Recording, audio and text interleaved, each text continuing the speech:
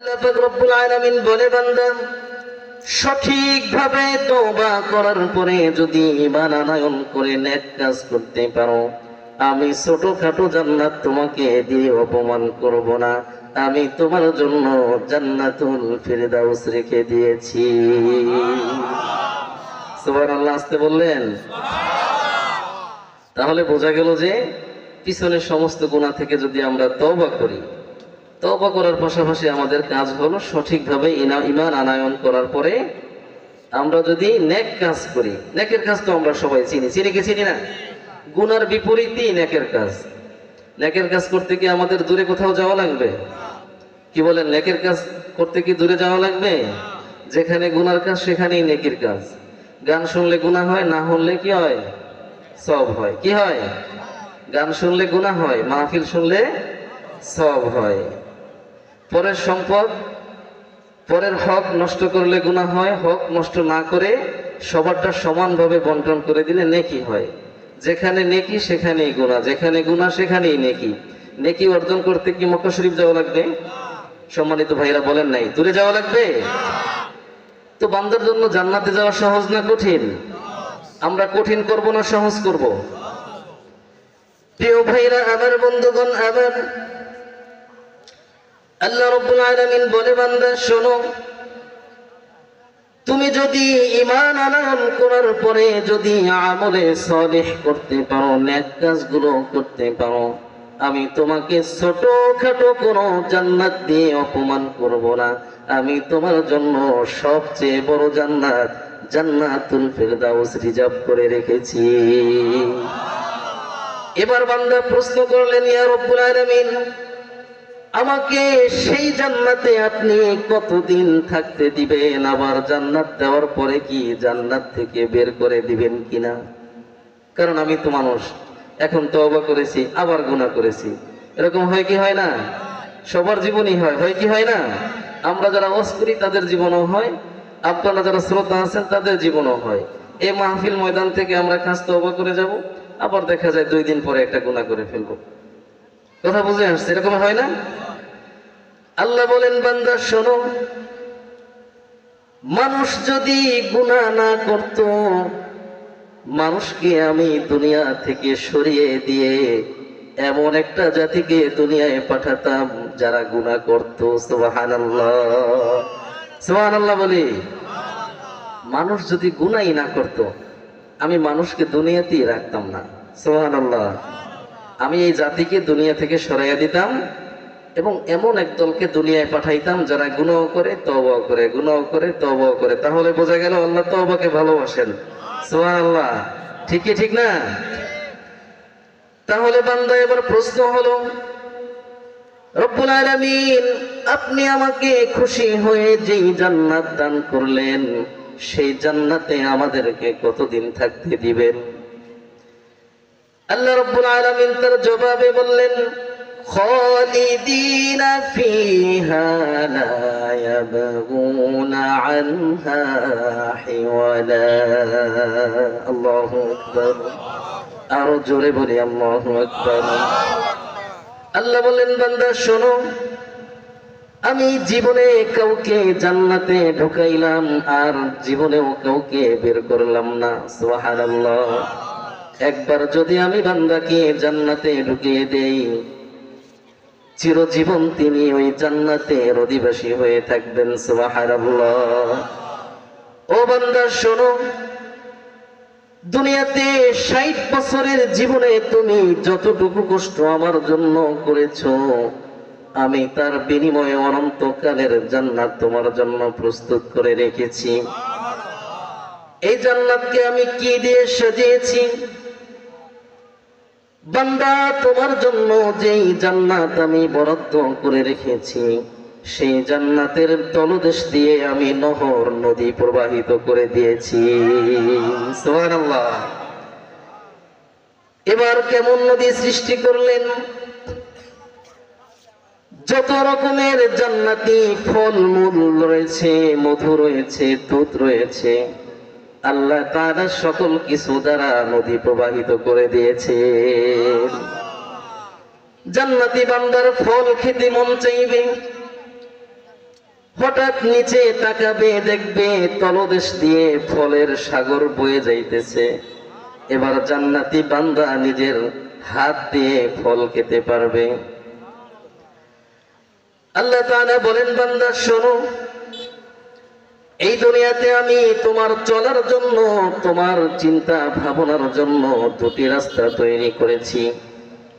মানুষ কি দুনিয়াতে জান্নাত পাবে না মারা যাওয়ার পরে জান্নাত পাবে? সবাই জবাব দেন নাই। মারা যাওয়ার পরে না দুনিয়াতেই জান্নাত পাবে? মারা যাওয়ার পরে জান্নাত পাবে। আল্লাহ তাআলা বললেন, বান্দা শোনো, মানুষ তো মারা যাওয়ার পরে জান্নাত পাবে, কিন্তু দুনিয়াতে দুইটি রাস্তা আমি তোমার জন্য বরাদ্দ রেখেছি। ফারিকুন ফিল জান্নাতি ওয়া ফারিকুন ফিস সাঈর। আল্লাহ বললেন, ও বান্দা শোনো, তোমার জন্য দুইটা রাস্তা আমি রেখেছি। একটা হলো জান্নাতের রাস্তা, আর একটা হলো জাহান্নামের রাস্তা। ঠিক কি ঠিক না? তোমাকে বিবেক দেওয়া হয়েছে, তোমাকে বুদ্ধি দেয়া হয়েছে, তোমাকে পাগল বানানো হয় নাই যে তুমি ভাবতে পারবে না, তুমি বুঝতে পারবে না। তুমি তোমার বিবেক খাটিয়ে কোন রাস্তায় তোমার জীবন যাপন করবে বান্দা, সেই রাস্তা তুমি নিজেই নির্বাচন করে নেবে। সুবহানাল্লাহ। এই দুনিয়াতে যারা নামাজ পড়েছে, আল্লাহ তাদেরকে ধরে ধরে নামাজি বানায় নাই, বানাইছে কিনা? আবার যারা বিপদগামী হয়েছে, গান বাজনা করে শয়তানের পদঙ্ক অনুসরণ করেছে, তাদেরকেও আল্লাহ ধাক্কা দিয়া শয়তানের রাস্তায় উঠাইয়া দেয় নাই, দিছে? সব মানুষ নিজের বিবেককে কাজে লাগিয়ে তারপরে অগ্রসর হয়েছে সামনে। কি বলেন ঈশা? প্রিয় ভাইরা আমার, বন্ধুগণ আমার, এই জান্নাতে যাওয়ার জন্য তিনটি শর্ত রয়েছে। তিনটি শর্ত যদি আমরা পালন করতে পারি, আল্লাহ রাব্বুল আলামিন আমাদের জান্নাতে যাওয়া সহজ করে দিবে। সুবহানাল্লাহ। কয়টি শর্ত? তিনটি শর্ত, খুব সহজ। এক নম্বরে বলা হয়েছে, বান্দা তুমি যদি জান্নাতে যেতে চাও, তোমার ঈমানটা হতে হবে বিশুদ্ধ ঈমান। কেমন ঈমান? জোরে বলি, কেমন ঈমান হতে হবে?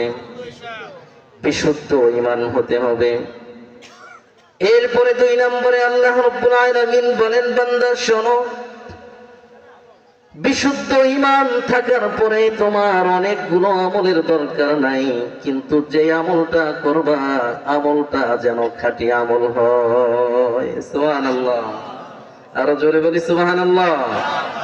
আল্লাহ তাআলা বলেন নাই, বান্দা তুমি সারা রাত নামাজ পড়বা, বলছে? কি বলেন? বলছে? কিন্তু বলছে, বান্দা তুমি 2 রাকাতই পড়বা, তুমি এশার নামাজটাই পড়বা, কিন্তু সেটা যেন খাঁটি ভাবে পড়ো, ভালোভাবে পড়ো। 2 নম্বর শর্ত। কি শর্ত? খাঁটি আমল। কি আমল? 3 নম্বরে হলো, 1 নম্বরে যখন বিশুদ্ধ ঈমান অর্জন করা হয়েছে, 2 নম্বরে খাঁটি আমল হয়েছে, এবার মনে মনে ভাববো যে আমি খাঁটি আমল দিয়ে জান্নাতে যেতে পারবো না। খাঁটি আমল দিয়েও জান্নাতে যাওয়া যাবে না। 3 নম্বরে বান্দা শোনো, তুমি খাঁটি ঈমান এনেছো, বিশুদ্ধ ঈমান এনেছো, খাঁটি আমল করেছো, এবার বান্দা আমার রহমতের আশা ছেড়ে দিবা না। সুবহানাল্লাহ। তার কারণ তুমি কি মনে করেছো যে নামাজ কালাম পড়তেছো, ভালোভাবে চলতেছো, এটাই তোমাকে জান্নাত দিবে? না, আমি আল্লাহর রহমত ছাড়া তুমি জান্নাতে যেতে পারবা না। সুবহানাল্লাহ বলি।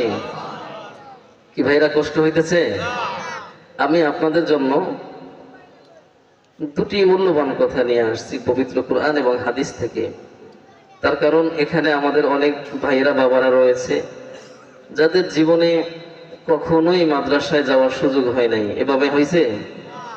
মাদ্রাসায় পড়ার সুযোগ হয় নাই। এমনও ভাইরা বাবারা এখানে আছে যাদের তাবলীগের সাথেও সময় লাগাবার সুযোগ হয় নাই এবং ভালো আলেমের সোহবতও পান নাই।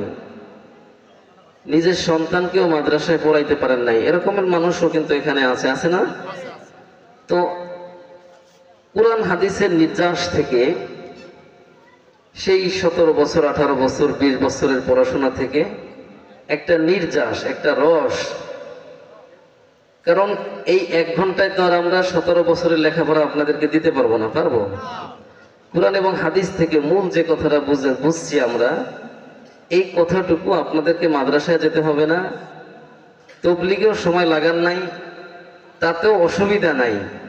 কিন্তু এখন আলেম ওলামারা দীর্ঘ বছর পড়াশোনা করে করে করে করে জীবনটা পার করে দিয়েছে। পড়াশোনা করতে করতে জীবনের অর্ধেকটা সময় ব্যয় করেছে কোরআনের সাথে, হাদিসের সাথে। সুবহানাল্লাহ বলি।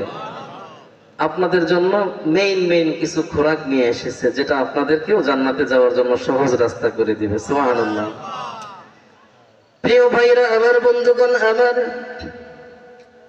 আল্লাহ রাব্বুল আলামিন বলে 3টি শর্ত যথাযথ পালন করলে বান্দা তুমি জান্নাতে যেতে পারবে। 1 নম্বরে কি? সবাই বলেন নাই, আমি তো বলেছি। 1 নম্বরে কি? বিশুদ্ধ ঈমান থাকতে হবে। 2 নম্বরে খাঁটি আমল থাকতে হবে। 3 নম্বরে আল্লাহ তাআলার রহমতের আশা করতে হবে। 3টি শর্ত যদি পূরণ হয়ে যায়, আল্লাহ তাআলা বান্দার জান্নাতের রাস্তা সহজ করে দিবে। সুবহানাল্লাহ। প্রিয় ভাইরা আমার, বন্ধুগণ আমার, এখন কি মাস? শাবান মাস। কি মাস?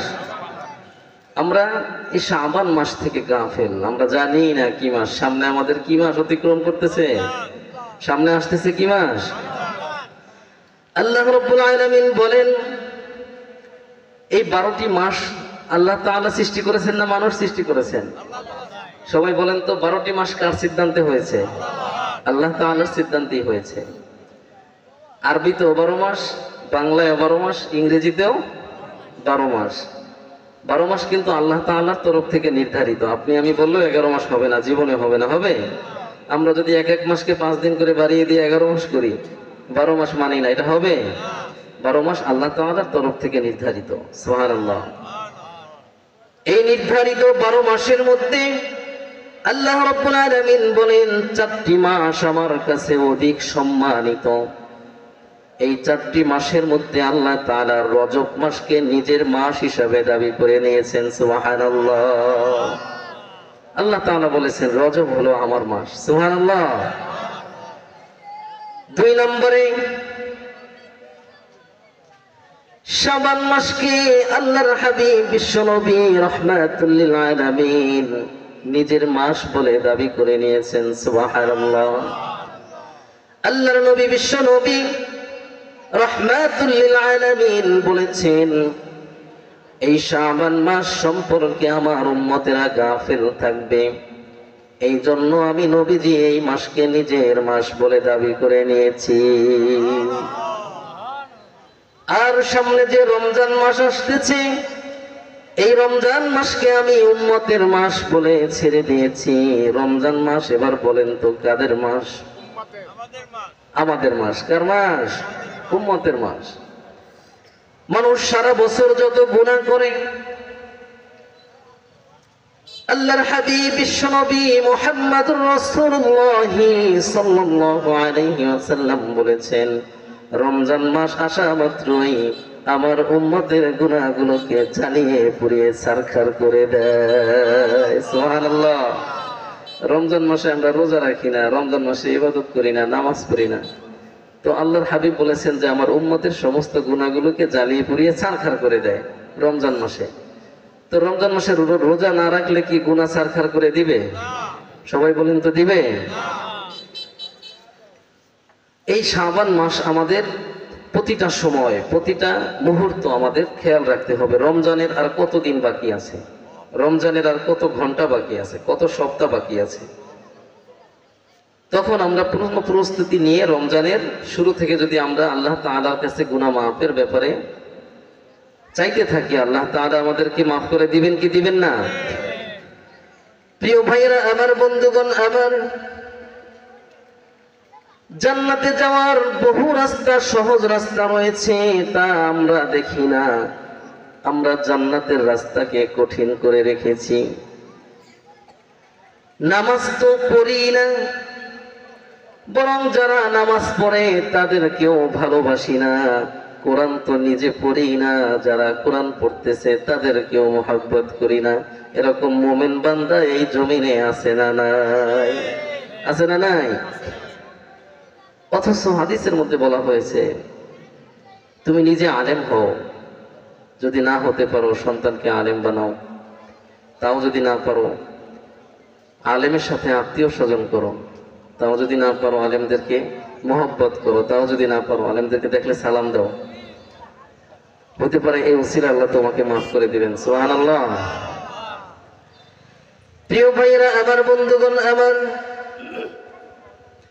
অনেকের বাড়ির মধ্যে জান্নাত রয়েছে, কিন্তু আমরা দৈনিক কতবার তাদেরকে দেখি, কিন্তু জান্নাত দেখি না। আছে না নাই? সবাই আমার কথায় কষ্ট পাইবেন না, পাইবেন? আমি আপনাদের সন্তান, কি বলেন? বাড়ির মধ্যে জান্নাত রয়েছে, আমরা দেখি না। এই দুনিয়াতে মানুষের যত আত্মীয় স্বজন রয়েছে,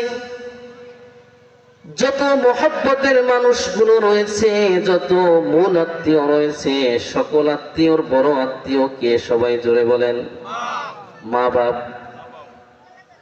শুধু মা না, মা বাপ।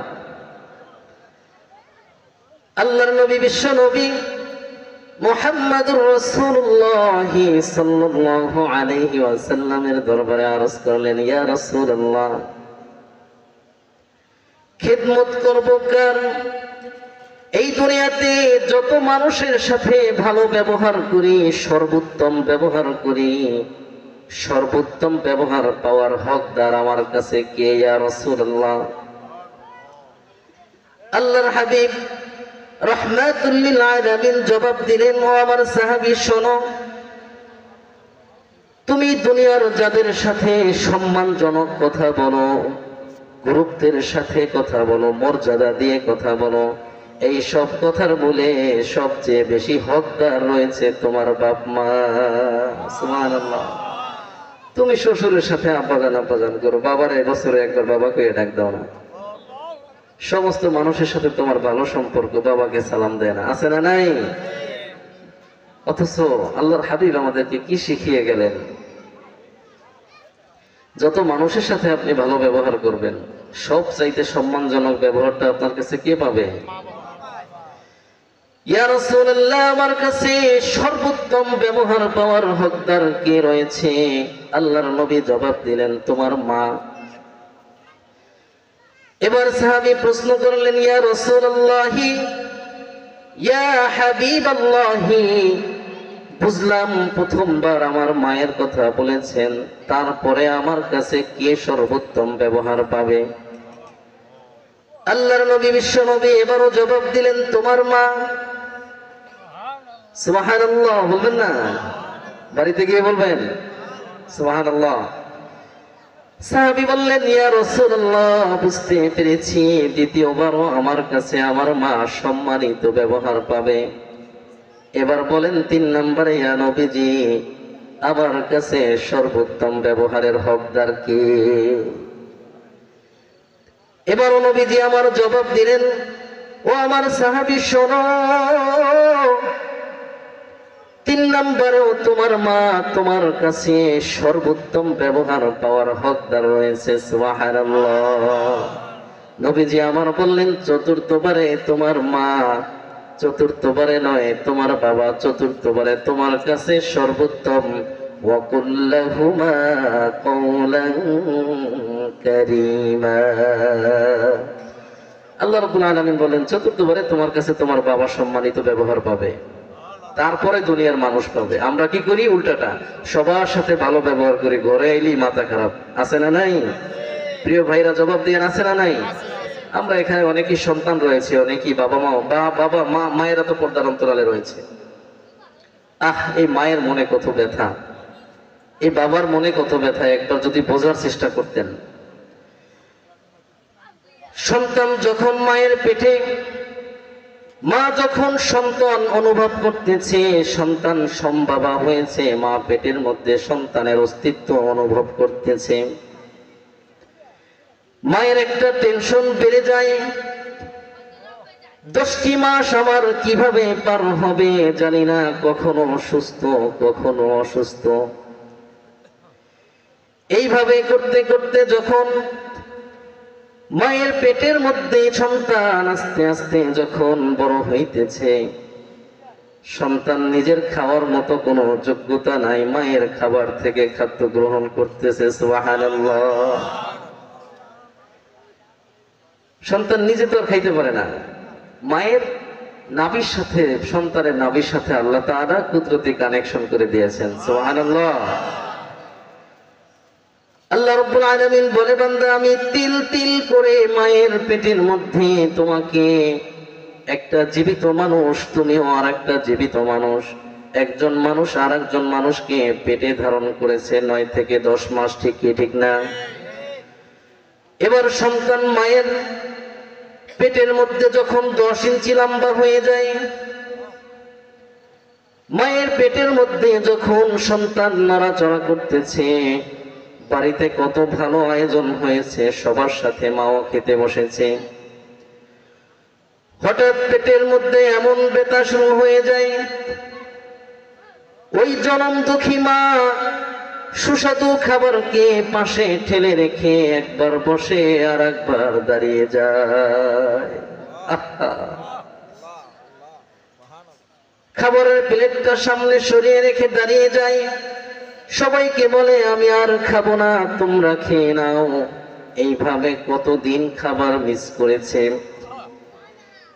গভীর রজনীতে মায়ের পেটের ব্যথা শুরু হয়ে গেল।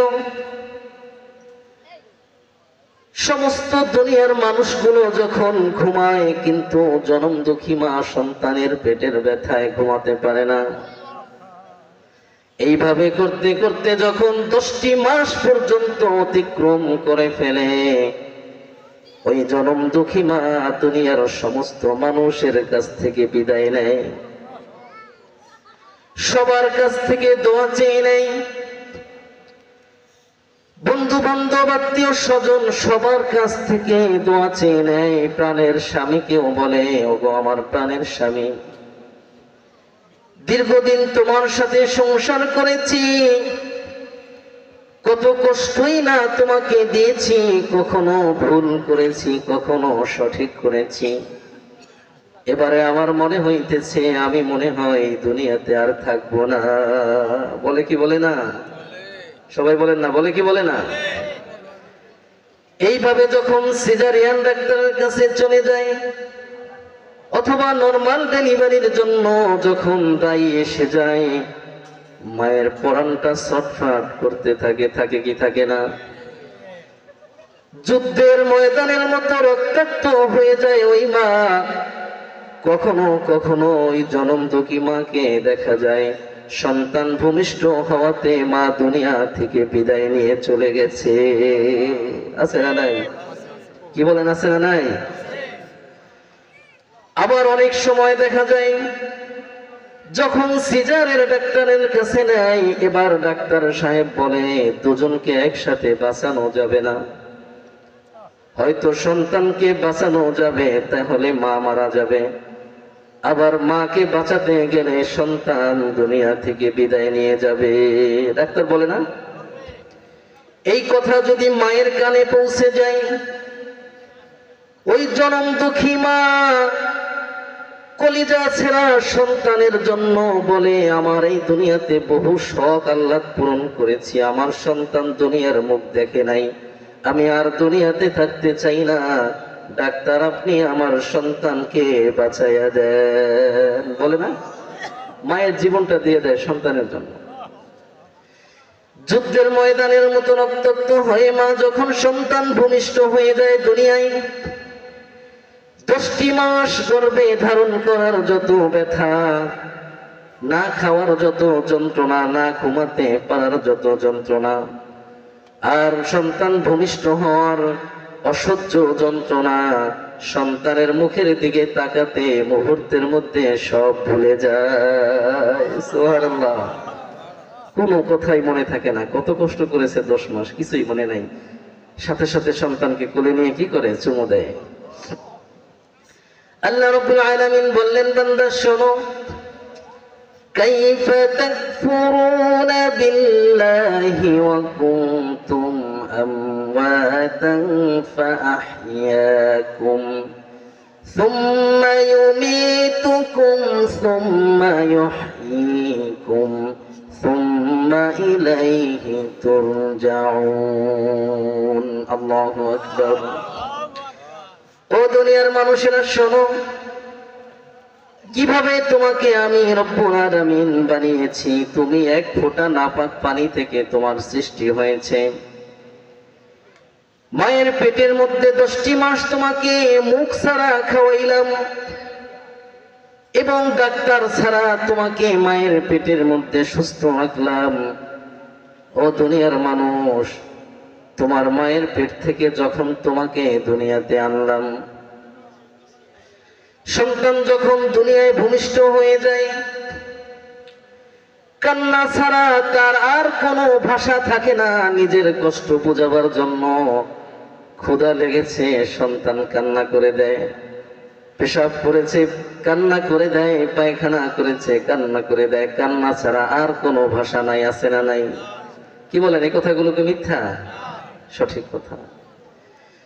বান্দা, তোমার মা নিজের যৌবনটাকে বিলীন করে দিয়ে, নিজের ঘুমটাকে হারাম করে দিয়ে, এই যে গভীর শীতের রজনী, দুনিয়ার সমস্ত মানুষ কম্বল মুড়া দিয়ে যখন ঘুমায়, ওই জনম দুঃখী মা ও সন্তানকে বুকের সাথে লাগিয়ে ঘুমিয়ে যায়।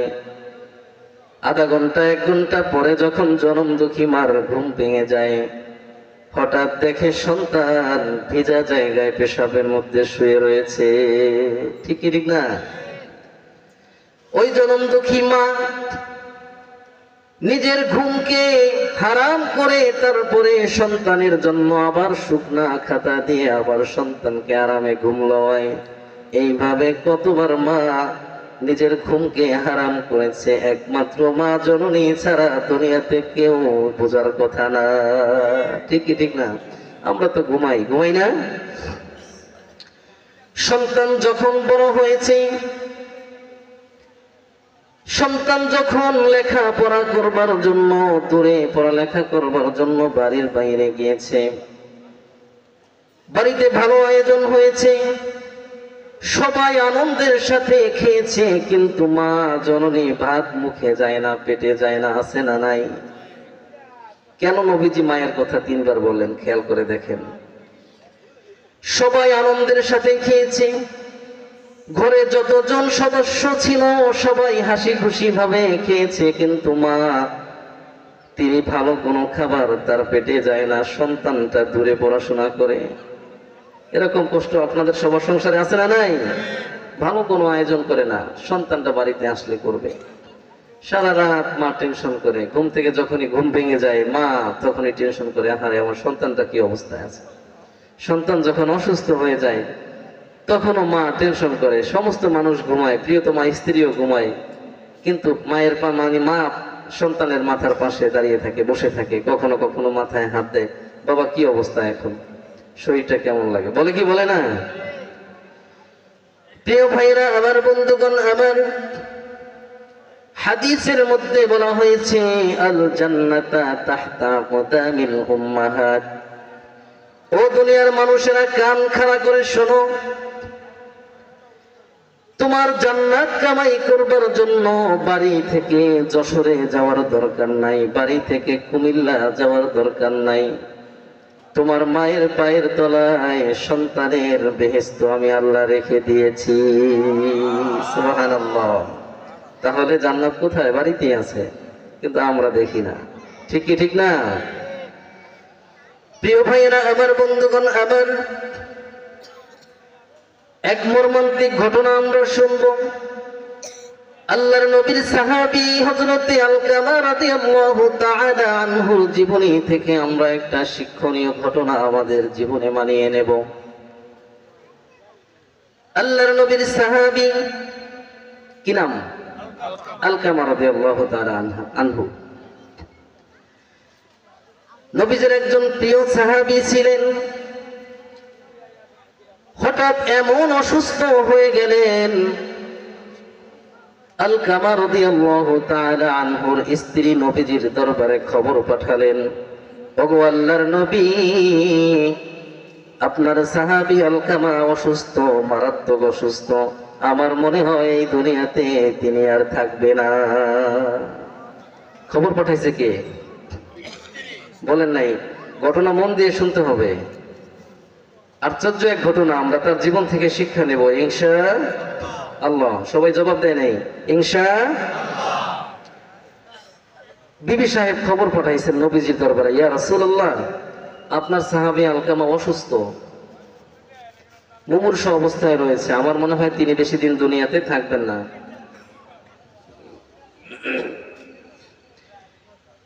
আল্লাহর নবী, বিশ্ব নবী মুহাম্মাদুর রাসূলুল্লাহ সাল্লাল্লাহু আলাইহি ওয়াসাল্লাম এই খবর শোনার পরে সাথে সাথে তিনজন সাহাবীকে হযরতে আলকামা রাদিয়াল্লাহু তাআলা আনহুর বাড়িতে পাঠালেন।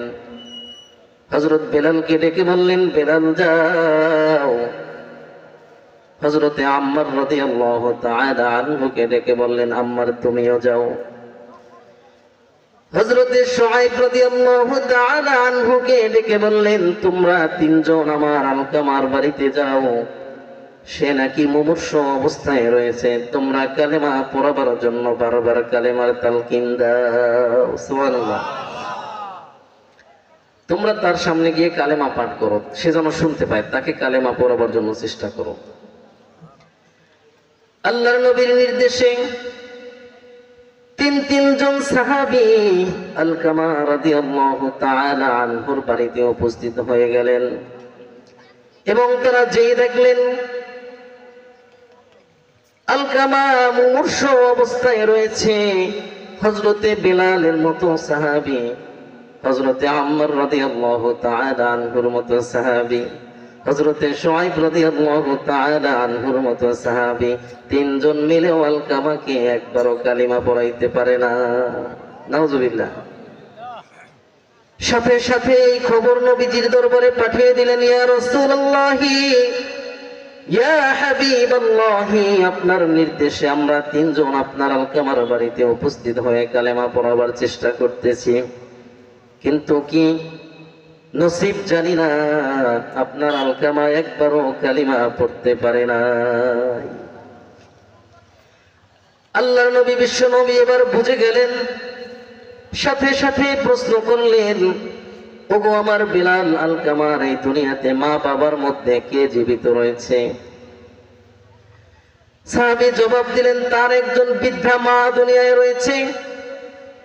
নবীজি আমার বললেন, আলকামা রাদিয়াল্লাহু তাআলা আনহু, তার মায়ের কাছে তোমরা যাবে এবং তাকে প্রশ্ন করবে সে আমি নবীর দরবারে আসবে নাকি আমি নবীজি তার কাছে যাব। সুবহানাল্লাহ। হযরতে বেলাল গিয়ে যখন বললেন, ওগো মা, আল্লাহর নবী বিশ্ব নবী রাহমাতুল লিল আলামিনের দরবার থেকে আপনার কাছে ডাক এসেছে, নবীজি আমার বলেছেন আপনি তার দরবারে হাজির হবেন, আর যদি না যেতে পারেন দয়ার নবী মায়ার নবী আপনার বাড়িতে হাজির হয়ে যাবে। সুবহানাল্লাহ। এই কথা শোনার পরে আলকামা রাদিয়াল্লাহু তাআলা আনহুর মা বললেন, সেটা কখনোই হতে পারে না, আল্লাহর নবী কেন কষ্ট করে আমাদের বাড়িতে আসবেন, বরং আমি যত কষ্ট হোক আমি লাঠি ভর দিয়ে দিয়ে নবীজির দরবারে হাজির হয়ে যাব। বিদ্যামা লাঠি ভর দিয়ে বিশ্বনবী মুহাম্মদুর রাসূলুল্লাহ সাল্লাল্লাহু আলাইহি ওয়াসাল্লামের দরবারে হাজির হয়ে গেলেন। আলকামা রাদিয়াল্লাহু তাআলা আনহুর মাকে দেখি নবীজি প্রশ্ন করলেন, আম্মা জান আপনি কেমন আছেন? নবীজির প্রশ্নের জবাবে তিনি বললেন, আলহামদুলিল্লাহ, আল্লাহ তাআলা আমাকে খুবই ভালো রেখেছেন। নবীজি আমার বললেন, ওগো মা, আপনাকে আমার দরবারে আসতে বলেছি, আমার সাহাবী আলকামা রাদিয়াল্লাহু তাআলা আনহু কেমন ছিল? আপনার সন্তান, আমার সাহাবী, কে প্রশ্ন করতেছেন? আল্লাহর নবী। যে ওগো মা, আপনার সন্তান আলকামা তো মুমূর্ষু অবস্থায়। বললেন জি। তো তিনি কেমন মানুষ ছিলেন ব্যক্তিগত জীবনে? আপনি তো মা, মায়ের থেকে সন্তানের খবর কেউ বেশি জানে না, জানে? সন্তানের খবর বেশি মায়ের থেকে কেউ জানে? এবার মাকে প্রশ্ন করলেন আল্লাহর নবী। প্রশ্ন করবার সাথে সাথে আলকামা রাদিয়াল্লাহু তাআলা আনহুর মা তো চোখ বেয়ে পানি ছেড়ে দিলেন। ওগো আল্লাহর নবী, আপনার সাহাবী আলকামা রাদিয়াল্লাহু তাআলা আনহু খুবই নামাজি মানুষ ছিলেন, সুবহানাল্লাহ, এবং খুবই দানশীল ব্যক্তি, দানবীর ব্যক্তি ছিলেন। খুবই দান সদকা করেছেন, এমন কোনো ভালো কাজ নাই যে ভালো কাজটা তিনি করেন নাই। কিন্তু তিনি বউয়ের কথার উপরে আমার কথাকে ঠেলে ফেলে দিতেন। তার জীবনে আমি একটা ভুল দেখেছি। মা বলতেছেন যে আমার কোনো কথাই তার জীবনে কাজে লাগে নাই, সব বউয়ের কথায় চলে। এরকম মোমেন ব্যক্তি আমাদের সমাজেও আছে, আছে না নাই? হ্যাঁ, এরা মোমেন না? সবাই বলেন এরা মোমেন ব্যক্তি না? আল্লাহর নবীর সাহাবী কেমন? রাদিয়াল্লাহু তাআলা আনহু। আল্লাহ তাআলা যে সমস্ত লোকদের উপরে সন্তুষ্ট হয়ে গেছেন, সুবহানাল্লাহ, তাদের কালেমা নসিব হইতেছে না। সমস্ত জায়গায়, সমস্ত কথার ক্ষেত্রে, সমস্ত কাজের ক্ষেত্রে বউয়ের কথাকে আগে মানতো, তারপরে আমি মায়ের কথা শুনতো। এছাড়া আমার জীবনে তার কোনো খারাপ কাজ আমার জানা নাই। কে বলেছেন? আল্লাহর নবী, বিশ্ব নবী এবার বুঝে গেলেন কোন কারণে আলকামা রাদিয়াল্লাহু তাআলা আনহুর কালেমা নসিব হইতেছে না। তিনজন সাহাবীকে ডেকে পাঠালেন, তোমরা লাকড়ি নিয়ে আসো, শুকনা কাঠ নিয়ে আসো। বৃদ্ধা মা প্রশ্ন করলেন, লাকড়ি দিয়ে কি হবে ইয়া রাসূলুল্লাহ? আপনি কেন তাদেরকে শুকনা লাকড়ি আনতে বললেন? আল্লাহর নবী, বিশ্ব নবী রাহমাতুল লিল আলামিন বললেন, ওগো মা, আপনার সন্তান এই দুনিয়াতে কালেমা নসিব হবে না। আপনি যেহেতু তার উপরে বেজার হয়ে আছেন, অতএব দুনিয়াতে কালেমা নসিব না হলে সে তো জাহান্নামে যাবে। অতএব দুনিয়ায় থাকা অবস্থায় তাকে আমরা আগুন দিয়ে জ্বালিয়ে দেব। মায়ের মনে কষ্ট, কিন্তু আল্লাহ নবী যখন বললেন যে আপনার সন্তানকে আমরা লাকড়ি দিয়ে আগুন দিয়ে জ্বালিয়ে দেব, সাথে সাথে বৃদ্ধা মা চিৎকার করে বললেন, ইয়া রাসূলুল্লাহি, ইয়া হাবিবাল্লাহি, সারা জীবনে আমাকে যত কষ্ট দিয়েছে, আমি তার প্রতি যত ব্যথা পেয়েছি, আজকের এই মুহূর্তে আমি তাকে জীবনের সমস্ত কষ্টগুলো ক্ষমা করে দিলাম। সুবহানাল্লাহ। এবার আল্লাহর নবী ডেকে বললেন, ও আমার সাহাবীরা শোনো, তোমরা এই তিনজন আলকামার বাড়িতে যাও, গিয়ে দেখো তার এখন কি অবস্থা। তার মা তাকে ক্ষমা করে দিয়েছে। তিনজন সাহাবী হযরতে বেলাল রাদিয়াল্লাহু তাআলা আনহু দৌড়ে যখন বাড়িতে গেলেন, কার বাড়িতে? আলকামা রাদিয়াল্লাহু তাআলা আনহুর বাড়িতে। যাওয়ার সাথে সাথে তিনি দেখলেন এবার ঘরের ভিতর থেকে জোরে জোরে কালিমা পড়তেছেন আলকামা রাদিয়াল্লাহু তাআলা আনহু। সুবহানাল্লাহ। সাহাবী ঘরের ভিতরে ঢোকার আগেই দেখতেছেন যে ঘর থেকে জোরে জোরে কালিমার আওয়াজ হইতেছে। সুবহানাল্লাহ। কারণ তার মা তাকে ক্ষমা করে দিয়েছে। সুবহানাল্লাহ। হাদিসের মধ্যে বারবার বলেছেন, আল জান্নাতা তাহতা কুদামিল উম্মাহাত, সন্তান তোমার বেহেশত তোমার মায়ের পায়ের তলায়। সুবহানাল্লাহ। সম্মানিত হাজিরিন, পবিত্র কুরআন ও হাদিসের মধ্য থেকে কথা বলতে এবং কথা শুনতে কার না ভালো লাগে, কিন্তু সময়সীমা তো যথেষ্ট রয়েছে। কি বলেন? আমাদের আজকের এই মজলিসের মধ্যমণি, প্রধান আকর্ষণ, প্রধান মেহমান, দক্ষিণ বাংলার আলোড়ন সৃষ্টিকারী সুমধুর কণ্ঠস্বর হযরত মাওলানা আব্দুর রহমান সিদ্দিকী সাহেব আমাদের মাঝে ইতিপূর্বে এসে উপস্থিত হয়েছেন। আলহামদুলিল্লাহ বলে সবাই। হুজুর কিছুক্ষণের মধ্যে আমাদের মাঝে তাশরীফ আনবেন ইনশাআল্লাহ।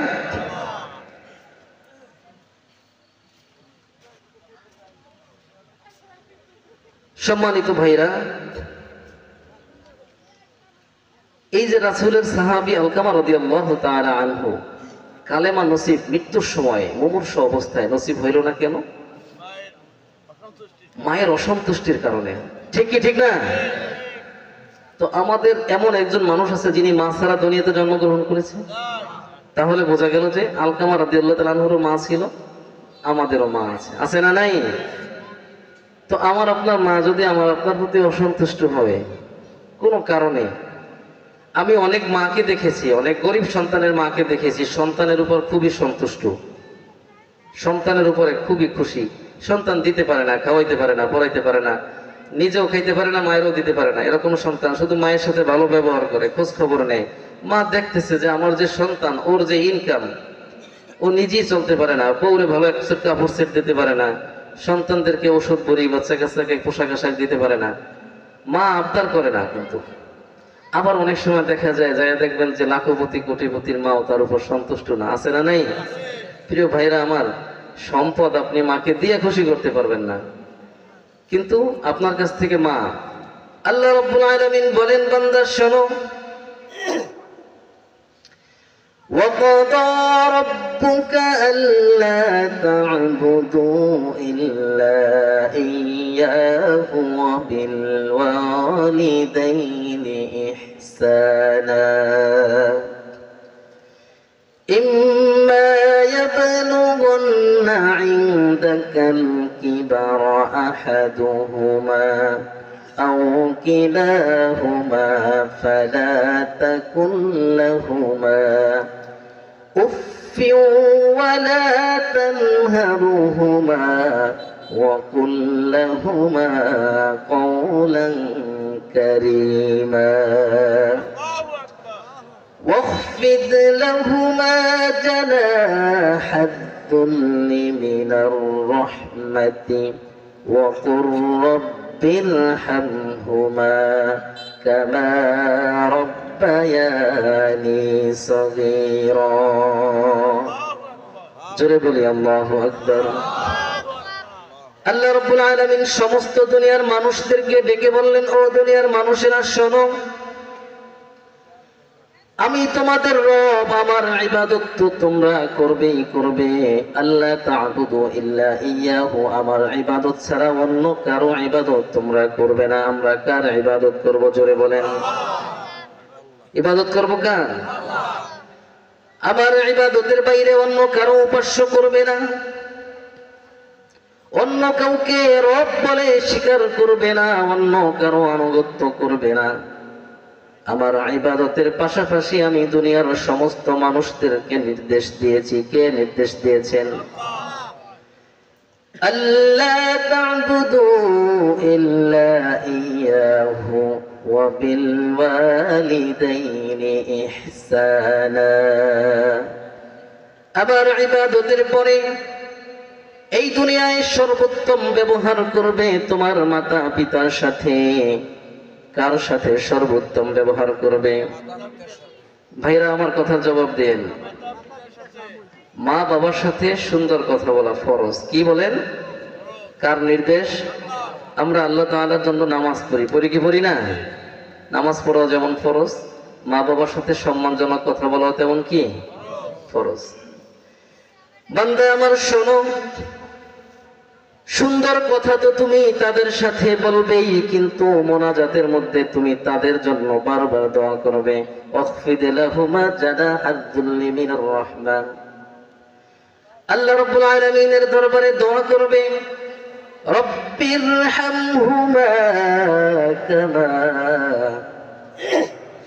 রাব্বায়ানি সগীরা।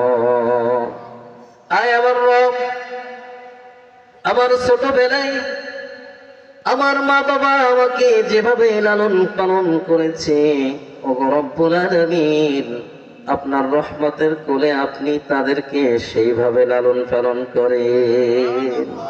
সুবহানাল্লাহ। প্রিয় ভাইরা আমার, সন্তান বাজার থেকে মাছ আনছে, বোয়াল মাছ আনছে। কি মাছ আনছে? জবাব দিয়েন, কি মাছ আনছে? মা জিজ্ঞাসা করতেছে, মা তো খুশি, কারণ তার তো আর বাজারে যাওয়ার সম্ভাবনা নাই। আছে? সন্তানই তো আনবে। কে আনবে? জিজ্ঞাসা করে কত টাকায় আনছি, মা এই মাছটা 700 টাকায় আনছি। কয় 700 টাকা? মাছের বাজারে মনে হয় আগুন লাগছে। মা বলতেছে, এই যে মায়ের মুস্কি হাসিটা, এটা আপনার জন্য একটা বড় নেয়ামত। কি বলেন? ইনশাআল্লাহ। হ্যাঁ, ইনশাআল্লাহ। এক ঘরে 10টা সন্তান থাকে, 10টা সন্তান 10টা ভাগে ভাগ হয়ে যায়, জুদা হয়ে যায়, তারপরেও মায়ের নেক দোয়া পাওয়া যায়, যায় কি যায় না? 10টা মানুষ তো এক ঘরে থাকা সম্ভব না, পর্দা সহকারে সম্ভব না, আলাদাই থাকতে হবে। তারপরেও মায়ের কাছ থেকে দোয়া নেওয়া যায়, যায় কি যায় না? ইচ্ছা যদি থাকে তো উপায় হয়। আপনার কোনো সম্পদ নাই, রাস্তার পাশে থাকেন, তারপর মাকে সন্তুষ্ট করা যায় কি যায় না? এবার আসি বাবা। এই দুনিয়াতে একজন মানুষ কি পাওয়া যাবে যিনি বাবার সমতুল্য? সবাই তো জবাব দিয়েন, পাওয়া যাবে? দুনিয়াতে হাজারো মানুষ, কোটি মানুষ, লাখো মানুষ আছে, বাবার মতো এত ত্যাগ সন্তানের জন্য করতে পারে। আপনি এই দুনিয়াতে যাদেরকে বাপ, খালু, চাচা যা ডাকার ডাকবেন, কেউ আপনাকে 5 কাঠা জমি দিবে? দিবে? কোন পীর সাহেব দিবে? আমরা অনেক ক্ষেত্রে ভুল করি, মাজারে গিয়ে আমরা অনেক কিছু চাই। আমরা শিরকের সাথে জড়িত, সরাসরি শিরকের সাথে জড়িত, ঠিক কি ঠিক না? আমরা মাজারে যাই, আল্লাহর ওলিদের মাজার যদি আমাদের চলার পথে কখনো কখনো আমাদের সাক্ষাৎ হয়ে যায়, আল্লাহর ওলিদের মাজার, তখন আমরা জিয়ারত করব। কিন্তু উদ্দেশ্য করে মাজার জিয়ারত করতে যাওয়া যাবে না। যায় কোথায়? মির্জাগঞ্জ। কেন যায়? ইয়াউদ্দিন খলিফার মাজার জিয়ারত করতে। হায় রে কপাল! ইয়াউদ্দিন খলিফা নিঃসন্দেহে আল্লাহর ওলি ছিলেন, কিন্তু তার মাজারকে উদ্দেশ্য করে বাড়ি থেকে যাওয়া যাবে না, এটা শিরক। আপনি এইভাবে কেন যাবেন? হ্যাঁ, যাওয়ার পথে যদি আল্লাহর ওলির দরবার আপনার সাথে সাক্ষাৎ হয়ে যায়, সেখানে আপনি জিয়ারত করে নেবেন ইনশাআল্লাহ। হ্যাঁ, মাজারে গিয়ে এবার সন্তান চায়, সম্পদ চায়, গরু চায়, হাঁস চায়, মুরগি চায়, নিজের সম্পদ থেকেও কিছু দিয়ে আসে বাবারে। দেয় কি দেয় না? যেই মাজারে আপনার যে লোক শোয়া আছে, ওই লোক যদি দুনিয়ায় জীবিত থাকতো, তার কাছে আপনি 5,000 টাকা চাইলেও দিত? একটু সাধারণ জ্ঞান দিয়ে বলেন তো। মাজারের কবরের মধ্যে যেই ব্যক্তি শোয়া আছে, ওই ব্যক্তির কাছে জীবিত থাকা অবস্থায় 5,000 টাকা চাইলেও দিত? তো সে মারা যাওয়ার পরে আপনাকে সন্তান দেবে কিভাবে? সম্ভব? সে আপনাকে কোটিপতি বানাবে কিভাবে? এটা নিঃসন্দেহে শিরক। আমরা শিরক করব না? করব? প্রিয় ভাইরা আমার, বন্ধুগণ আমার, আল্লাহ রাব্বুল আলামিন বলে, বান্দার সমস্ত গুনাহ আমি ক্ষমা করে দেব, কিন্তু আমি আমার সাথে বান্দা যদি শিরক করে, আমি বান্দার কোনো আমল কবুল করব না। নাউজুবিল্লাহ। কারণ শিরকের সাথে সরাসরি আমার বিরোধিতা। কে বলেছেন? যে বান্দা শিরক করে, অন্যের কাছে চায়, আমি মানুষকে দেই, অথচ বান্দা চায় মানুষের কাছে, ওই বান্দা আমার সাথে শিরক করছে, সে তো আমাকে রব হিসাবেই মানে নাই, তো আমি তাকে দেব কেন? আল্লাহ তাআলার স্পষ্ট কথা, শিরকের সাথে আমার কোনো সম্পর্ক নাই। আমরা কিন্তু প্রতিনিয়ত নামাজেও বলি, বুঝি আর না বুঝি, ওমা আনা মিনাল মুশরিকিন, বলি কি বলি না? ওমা আনা মিনাল, ইন্নী ওয়াজ্জাহতু ওয়াজহিয়া লিল্লাযী ফাতারাস সামাওয়াতি ওয়াল আরদা হানিফান ওয়া মা আনা মিনাল মুশরিকিন। আমরা বারবার বলি, তালকিন দেই আল্লাহ তাআলাকে, আমরা কিন্তু ঠিকই নামাজের সময় বলি যে আল্লাহ, শিরকের সাথে আমার কোনো সম্পর্ক নাই। প্রত্যেকদিন 5 বার, কয়বার, যতবার নামাজ পড়ি ততবারই তো বলি, আল্লাহ, শিরকের সাথে আমার কোনো সম্পর্ক নাই। কিন্তু কাজের ক্ষেত্রে যাইয়া আমরা শিরক করি প্রত্যেকটা কথায় কথায়। করি কি করি না? করি কি করি না? গাজী কালুর নামে মানত করে। এই সমাজে কিন্তু অনেক ভ্রান্তি আছে। অনেক বাবারা 70 বছরের জিন্দেগি পার করে দিয়েছে, কিন্তু এখন পর্যন্ত সঠিকটা বোঝার মতো সময়ই পায় নাই। আছে না? গাজী কালু মান্নত করে, গাজী কালুর দরবারে। বান্দার নামে মান্নত করা জায়েজ আছে? হারাম। কি? বান্দার নামে মান্নত করা হারাম। এগুলো আমাদের বুঝতে হবে। ইবাদত আপনি কম করেন, আল্লাহ তাআলা সব জায়গায় বলেছেন। হাদিসের প্রাথমিক পর্যায়ে বলা আছে, আখলিস দীনাকা ইয়াকফিকাল, আলেমরা বলেছেন আমালুল কলিল। আল্লাহ বলেছেন যে তোমার অনেকগুলো আমলের দরকার নাই, তো খাঁটি ঈমানকে মজবুত করে, হ্যাঁ, অল্প আমলই নাজাতের জন্য যথেষ্ট। সুবহানাল্লাহ। এবং কোরআনের মধ্যে আল্লাহ তাআলা বলেছেন, আল্লাযী খালাকাল মাউতা ওয়াল হায়াতা লিয়াবলুয়াকুম আইয়াকুম আহসানু আমালা। কি বলেছেন? আহসানু আমালা। ভালো আমলের কথা বলেছেন, বেশি আমলের কথা বলেন নাই। বেশি আমল, সারা জীবনে একবারও তাহাজ্জুদ পড়তে পারেন নাই, সমস্যা নেই, কিন্তু সারা জীবন তাহাজ্জুদ পড়েছে, সারা জীবন ইবাদত করেছে, শিরকের সাথেও তার সম্পর্ক আছে, এমন ইমানদার মানুষ আমাদের সমাজে আছে, বহুত আছে, আছে না নাই? সে নামাজও পড়ে, তার বাড়িতে বক্স বাজে, আছে না? না কি বলেন, আছে না? নামাজও পড়ে, সে মুশরিকদের সাথে তার ভালো একটা সম্পর্ক, সে মুশরিকদের সমাজেও যায়। এই জাতীয় মানুষদেরকে আল্লাহ তাআলা বলেছেন, ও নবী, ওমা হুম বিমুমিনিন, তারা কিন্তু মুমিন না। যখন মাহফিলে আসবে তখন তারা বলবে আমরা মুমিন, আবার যখন গানের দরবারে যাবে তখন তারা বলবে যে আমরা তো তোমাদের সাথেই। যাই হোক, সম্মানিত হাজিরিন, আমাদের মাহফিলের প্রধান আকর্ষণ, প্রধান মেহমান ইতিমধ্যে আমাদের মাঝে এসে উপস্থিত হবেন ইনশাআল্লাহ। আমরা সবাই একটু আল্লাহ রাব্বুল আলামিনের দরবারে আমরা জিকির করি, লা ইলাহা ইল্লাল্লাহ, লা ইলাহা ইল্লাল্লাহ। বাহিরে যে সমস্ত ভাইয়েরা রয়েছি, আমরা আমাদের মাহফিলের প্রধান আকর্ষণ, প্রধান মেহমান জনাব হযরত মাওলানা আব্দুর রহমান সিদ্দিকী সাহেব আমাদের মাঝে এসে উপস্থিত হবেন। আমরা সকলকে বিনীতভাবে অনুরোধ করছি, এখনো যারা মাঠের বাইরে রয়েছেন সকল ভাইকে বলছি, অতি শীঘ্রই আমরা মাহফিল ময়দানে এসে উপস্থিত হব ইনশাআল্লাহ। লা ইলাহা লা ইলাহা লা ইলাহা ইল্লাল্লাহ, লা ইলাহা ইল্লাল্লাহ, লা ইলাহা লা ইলাহা লা ইলাহা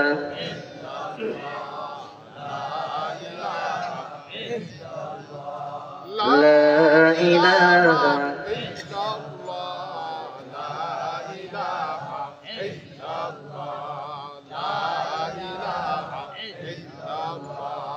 লা ইলাহা, মুহাব্বতের সাথে জোরে জোরে পড়ি, লা ইলাহা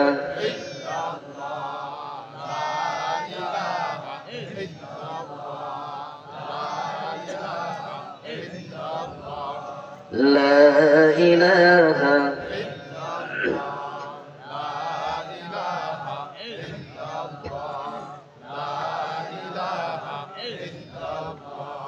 লা ইলাহা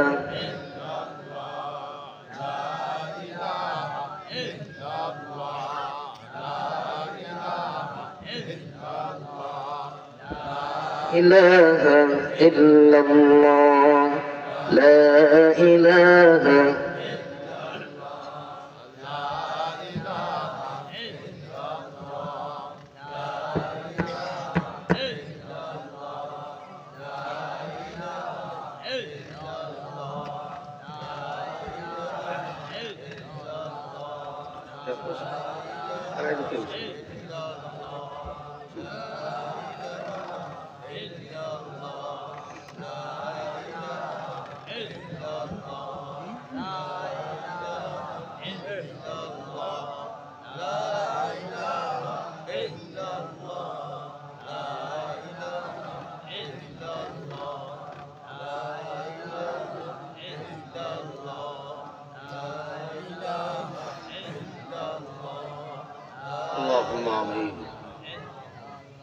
अगर जनाबे माशूक नबाशत का शाशिक तलब आशिक बेचारा नरासत बजाए।